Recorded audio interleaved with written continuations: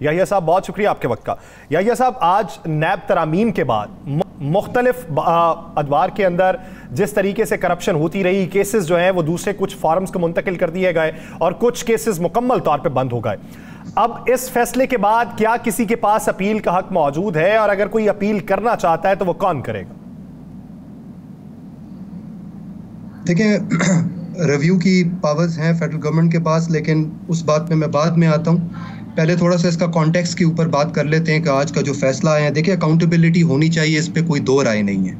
Accountability all across होनी चाहिए और अकाउंटेबिलिटी फ्री एंड फेयर होनी चाहिए, इस पे भी कोई दो राय नहीं है।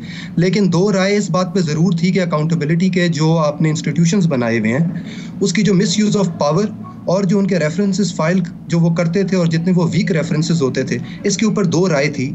और ये जो राय थी, ये इसके अंदर सुपीरियर कोर्ट्स और even supreme court of Pakistan भी ये राय रखता था।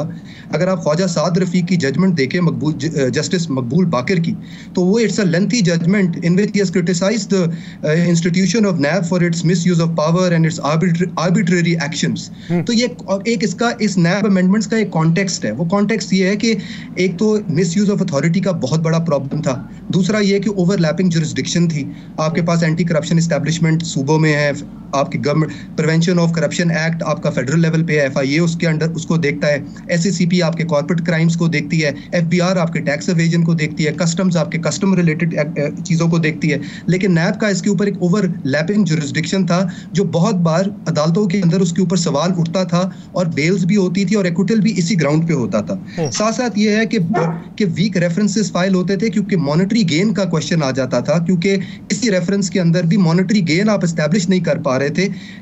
ये ना भी बहुत मुश्किल काम है, वाइट कॉलर क्राइम कोई आसान नहीं है, और ब्यूरोक्रेटिक हर्डल्स भी बहुत ज़्यादा थे। अगर आप कुछ साल पुरानी बात याद करें तो आपकी पूरी स्टेट मशीनरी कोलैप्स कर गई थी कंप्लीटली। ब्यूरोक्रेट्स फाइलों पे साइन नहीं करते थे इस डर के मारे कि नैब बैठ जाएगी। तो ये बैकग्राउंड कॉन्टेक्स्ट था जिसके ऊपर ये डिबेट शुरू हुई थी कि नैब के लॉ को आप स्ट्रीमलाइन करें, नैब के लॉ के अंदर अमेंडमेंट्स लेकर आए, रिफॉर्म करें, नैब को एफिशिएंट बनाने के लिए, नैब को टूथलेस बॉडी बनाने के लिए नहीं, बट एफिशिएंट बनाने के लिए। एफिशिएंसी के लिए देखिए बहुत जरूरी है आप पावर्स को डिसेंट्रलाइज करें। डिसेंट्रलाइज करने का मतलब यह है कि आपकी जो बाकी दीगर अदारे हैं, आपने उनको पावरफुल करना है जो एक्सपर्ट फील्ड रखते हैं। फॉर एग्जांपल कॉर्पोरेट क्राइम का केस है तो आपको SACP को ट्रस्ट करना पड़ेगा कि SACP is the right forum for this whole thing. तो देखिए ये बैकग्राउंड कॉन्टेक्स्ट था, इसके ऊपर एक कंसेंसस हुआ सारी पॉलिटिकल पार्टीज का, और PTI या फरीद साहब, आपने कहा कि तमाम सियासी जमातों का इस पर इत्तेफाक हुआ। जहाँ तक मुझे याद है जब ये बिल पास हुआ तो टोटल 27 लोग उस हाल में बैठे थे पार्लियामेंट हाउस के अंदर। सर ये जो नैब की अमेंडमेंट्स का प्रोसेस शुरू हुआ था तो ये PTI की गवर्नमेंट के अंडर ही शुरू हुआ था। इस बात से भी शायद आप इत्तेफाक करें कि ये मुझे इसी तरह याद है, उस बिल्कुल इसी तरह है। लेकिन जब ये बिल पास हुआ तो PTI जी, वो मैं आपकी बात समझ रहा हूँ कि जब बिल के सूरत में ये अमेंडमेंट्स हुई तो उस वक्त PTI का स्टांस डिफरेंट जरूर होगा, लेकिन PTI जो थी वो बहुत बार ये कह चुकी थी कि हम वो भी नैब के अंदर अमेंडमेंट्स लेकर आना चाहते थे, क्योंकि वो भी कोई नैब से बहुत खुश नहीं थे। नैब की और PTI के जो चेयरमैन है उन्होंने तो बल्कि आफ्टर हिज गवर्नमेंट नैब पे अटैक भी किया। तो एक कंसेंसस इस बात पे तो हाँ सर, इस बात के ऊपर तो मुख्तलिफ अदवार में बातें होती रही हैं कि नैब अपने इख्तियारात से तजावुज करता रहा है और उसने एक पैराए के अंदर मुख्तलिफ सेक्टर्स को ज़दोकूब भी किया था। बुनियाद बनाई गई थी सरमायाकारी के हवाले से, ताजर बरादरी के हवाले से, ब्यूरोक्रेसी के काम के हवाले से। लेकिन क्या आप ये समझते हैं कि नैब तरामीम के बाद उन लोगों को कुछ इख्तियार मिला, या नैब तरामीम के बाद सियासतदान अपने केसेस भुगतवा बैठे? देखिए नैब की तरामीम में ये तो कहीं नहीं लिखा कि केसेस सारे बंद कर देने हैं, कि कोई भी और प्रोसिक्यूटिंग अथॉरिटी जो है वो उन केसेस को नहीं सुनेगी।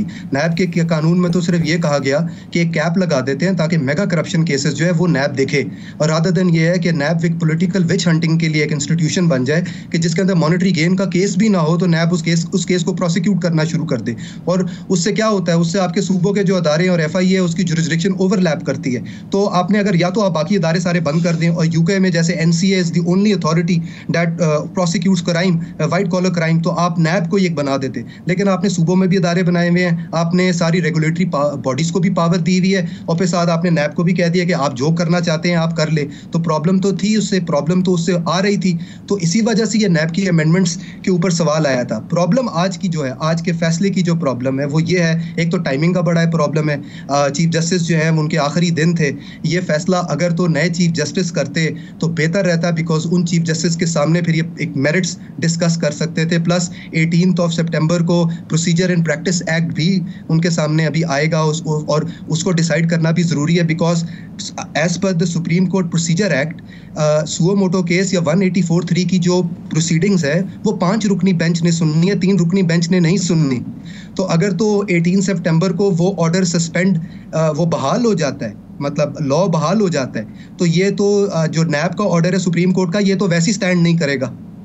तो ये बहुत से फैसले थे जिसके ऊपर जुडिशियल रिस्ट्रेंट अगर तो फिर क्या करना चाहिए, दिखा देते तो बेहतर होता। या फिर क्या करना चाहिए? हमें अदारों को ख़त्म करके इजाज़त दे देनी चाहिए, जो जितनी लूटमार कर सकता है वो लूटमार करे। आपने कहा कि नैब के अलावा भी पाकिस्तान में बहुत से अदारे हैं जो इसको पकड़ सकते हैं। मुझे बताएं, जो आज ज़हीरा अंदोज़, आज डॉलर माफिया पकड़े गए हैं, ये उन्हीं इदारों ने पकड़े हैं जो इदारे पहले भी थे। पहले उनमें से कभी किसी ने पकड़ा नहीं था, अब पकड़े जा रहे हैं इसलिए कि अब डंडा ठीक है। तो जब अदारे ही काम नहीं करते तो फिर हमें कानून ऐसे बना देना चाहिए कि आज़ादी दे देनी चाहिए कि जाओ भाई लूटो मारो जो मर्ज़ी करो। अब मुझे बताएं, एक वज़ीर आज़म को या एक वज़ीर आज़म के चहेते को या एक वज़ीर को क्या पाकिस्तान का कोई अदारा जो है वो कर सकता है उसकी इन्वेस्टिगेशन? देखिए, इस बात पे मैं अगेन आपको फिर कहूँगा कि इस बात पे कोई दो राय नहीं है कि अकाउंटेबिलिटी होनी चाहिए। लेकिन मुझे आप ये बताएं कि ऐसी आज के फैसले से क्या हमारी अकाउंटेबिलिटी बेहतर हो जाएगी? क्या आज के फैसले से हमारे रेफरेंसेस तगड़े बनना शुरू हो जाएंगे? क्या आज के फैसले के बाद बेल्स नहीं मिलेंगी, एक्विटल्स नहीं होंगे? तो क्या आज के फैसले से सिर्फ केस बहाल हो गया, कन्विक्शन होगी, कंक्लूजन होगा, केस चलेगा? देखिए, उस सब के लिए आपको नैब की अमेंडमेंट्स करना ज़रूरी है। अगर आप ये जो नैब की अमेंडमेंट्स थी, ये तो हायर कोर्ट्स खुद अपने बेल के ऑर्डर्स में कहती थी कि नैब मॉनेटरी गेन शो नहीं कर पाया। तो इस तरह के सवालात का आप किस तरह जवाब देंगे अगर आप अमेंडमेंट्स नहीं करेंगे? फिर बर्डन ऑन प्रोसिक्यूशन का एक बहुत बड़ा प्रॉब्लम था, क्योंकि देखिए क्रिमिनल लॉ का तो कॉन्सेप्ट है कि प्रोसिक्यूशन पे हमेशा बर्डन होती है कि उन्होंने प्रूव करना है एविडेंस के थ्रू कि करप्शन हुई है। लेकिन नैब का एक स्पेशल केस था और स्पेशल कानून था कि बर्डन जो थी वो भी विक्टिम के ऊपर थी, और फिर विक्टिम 1 साल जेल में भी रहता था और फिर उसको बेल भी मिल जाती थी और एक्विटल भी होता था। तो प्रॉब्लम्स थी, और इसी प्रॉब्लम्स को लेकर ये एक कंसेंसस था, और इस कंसेंसस में पीटीआई का मे बी एंड में जब बिल प्रपोज हुआ कंसेंसस नहीं रहा होगा, लेकिन एक जनरल सोसाइटी का कंसेंसस था। उसमें मीडिया भी आती है, उसमें पॉलिटिशियंस आते हैं, उसमें लॉयर्स आते हैं। बारे सबूत के हवाले से तो बारहा ये बातें होती रही हैं कि बारे सबूत उस शख्स पे नहीं होना चाहिए जिस पे इल्जाम लगा हुआ है। बारे सबूत जिसने इल्जाम लगाया है वो खुद उसको जस्टिफाई करे कि इसके ऊपर बार किया है। लेकिन आप समझते हैं कि हम बात इस पे कर रहे हैं कि ये तरामीम करने के बाद क्या ये केसेस मुख्तलिफ प्लेटफॉर्म्स के ऊपर मुंतकिल हुए या सिर्फ नैब की सिफारिश के ऊपर बंद हो गए? हम बात इस पे कर रहे हैं। ज्यादातर केसेस नैब की सिफारिश पे बंद हुए, वो एंटी करप्शन FIA या दीगर मुतल्लिका इदारों को मुंतकिल नहीं हुए। देखिए, तो पीटीआई को फिर चाहिए था ना पिटीशन इस बात पे फाइल करते ना कि नैब की जो अमेंडमेंट्स हुई हैं उसके अंडर इनको प्रोसिक्यूटिंग अथॉरिटी को केसेस को खोलना चाहिए। तो इस बात पे पिटीशन फाइल हो जाती, सुप्रीम कोर्ट इसके ऊपर फैसला कर देता, सारी पार्टीज भी इसमें रजामंद होती, और आज मैं और आप भी ना बैठे होते इसको डिस्कस करने के लिए, बिकॉज वो तो एक बहुत जेन्युइन प्रेयर होती सुप्रीम कोर्ट को कि लग ये रहा है कि इस अमेंडमेंट्स का मकसद ये है कि केसेस को बंद करना।